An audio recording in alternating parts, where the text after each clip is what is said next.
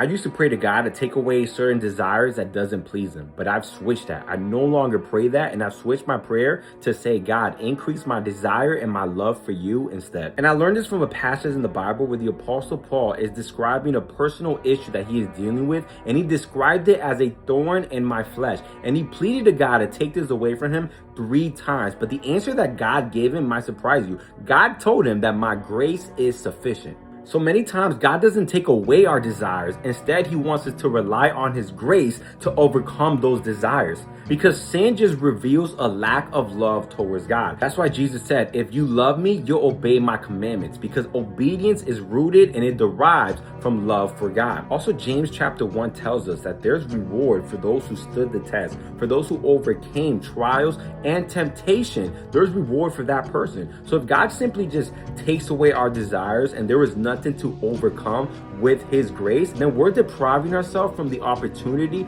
to overcome sin, to overcome temptation, and persevere so that we can receive those rewards. There's actually salvation and sanctification in the struggle. It's in the midst of adversity and the struggle where we become more like Jesus, where we stop clinging to the things of this world and we learn how to rely more on God's grace, and we learn that his grace is sufficient for us to overcome our disordered desires. And the one thing that we needed more than anything was not simply for God to take away our desires, but for God to pour out his love in our hearts and allow his love to increase all the more so that we can start desiring him above all things.